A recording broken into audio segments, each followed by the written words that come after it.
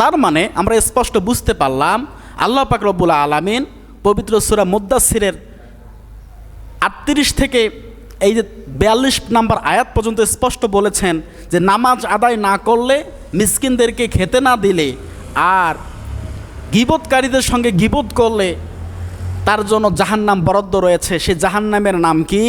সাকর। জাহান্নামের নাম কি? সাকর নামক জাহান্নামে সেই বান্দাদেরকে আল্লাহ পাক নিক্ষেপ করবে নামাজ আদায় না করলে। এবার আসি, নামাজ আদায় করলে আমাদের কি লাভ? নামাজ আদায় করলে লাভ আছে না নেই? অবশ্যই আছে।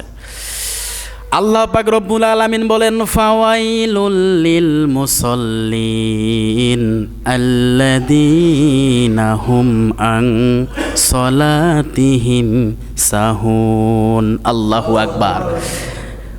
সূরা মাউনের মধ্যে আছে 29 নাম্বার নয় 30 নাম্বার পারার 107 নাম্বার সূরা, প্রথম নাম্বার রুকুর 4 থেকে 6 নাম্বার আয়াত পর্যন্ত খুলে দেখেন। আল্লাহ পাক বলছেন, ফাওয়াইলুল লিল মুসাল্লিন, ওই সব নামাজিদের জন্য দুর্ভাগা কপাল পরা ওই সব নামাজি। কাদেরকে জন্য বলছেন আল্লাহ পাক? নামাজিদেরকে ডাক দিয়ে বলছেন, ওরা তো দুর্ভাগা, কপাল পোড়া, হতভাগা। ওই সমস্ত নামাজিরা কপাল পোড়া, দুর্ভাগা, কিয়ামতের ময়দানে ওদের নামাজ ওদের মুখের উপরে আমি ছড়িয়ে মারব। কারা? কে কে তারা? কোন সব নামাজিরা?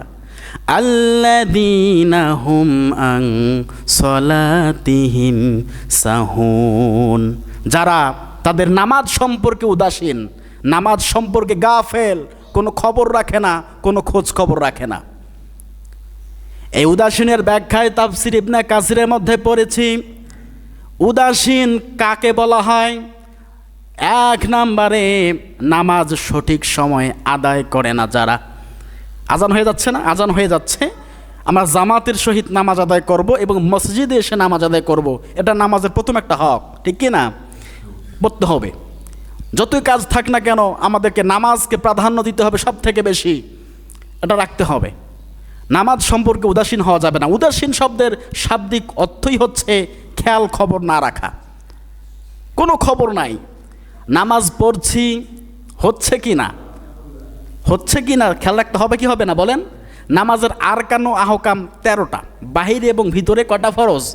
13টা ফরজ। আর নামাজ ভঙ্গের কারণ হচ্ছে 19টা। কয়টা? 19টা। 1 নাম্বার পয়েন্টে কি আছে বলেন? সবাই আপনারা জানেন, নামাজে অশুদ্ধ কেরাত পাঠ করা। যদি কোনো ব্যক্তি নামাজের মধ্যে অশুদ্ধ কেরাত পাঠ করে, আল্লাহ পাক রব্বুল আলামিন ওই নামাজ কিন্তু কবুল করবে না। কোরআনের মধ্যে স্পষ্ট বর্ণনা, তোমরা তারতিল সহকারে তাসবিদ আদায় করে, কোরআনের হক আদায় করে, যথাযথ হক আদায় করে তোমরা তেলাওয়াত করো। তেলাওয়াতের ক্ষেত্রে করতে হবে এবং নামাজে দাঁড়ালে সেক্ষেত্রেও তারতিল অনুসারে আমাদেরকে তেলাওয়াত করতে হবে। কথা কার? আল্লাহ পাকের কথা। হদর করে পড়ার একটা নিয়ম আছে। এই হদর, যেটা স্পিডে আমরা পড়ি, জোরে জোরে পড়ি না, হাফেজ সাহেবরা জোরে জোরে করে পড়ে। আসলে এই হদরের মূল ব্যাখ্যা হচ্ছে, হদর নামাজের ক্ষেত্রে প্রযোজ্য নয়, হদর হচ্ছে মুখস্থ করার ক্ষেত্রে প্রযোজ্য। যেটা আমরা এখন নামাজের মধ্যে করি, এটা ঠিক না। স্পিডে আমরা বলি, 3 আলিফের জায়গায় 1 আলিফ টানি, এরকম হয় না? খুব স্পিডে আমরা পড়ে যাচ্ছি, খুব স্পিডে পড়ে যাচ্ছি না, এটা নামাজের ক্ষেত্রে প্রযোজ্য নয়। যারা হিফজ করে, হাদিস মুখস্থ করে, কোরআন মুখস্থ করে, এটা ওই ক্ষেত্রে ওইখানে প্রযোজ্য। কিন্তু হদর করে কখনো নামাজ হয় না। নামাজ হতে হবে তারতিল সহকারে, ওয়াল কুরআন আর তারতিলা। তোমরা কোরআন তেলাওয়াত করো, তারতিল তাজবিদ সব আদায় করে পরিপূর্ণ হক নিয়ে। তাহলে বোঝা গেল, পবিত্র কোরআনুল কারীম যখন আমরা নামাজের মধ্যে তেলাওয়াত করব, পরিপূর্ণ হক মেনে আদায় করতে হবে, তাছাড়া নামাজ হবে না।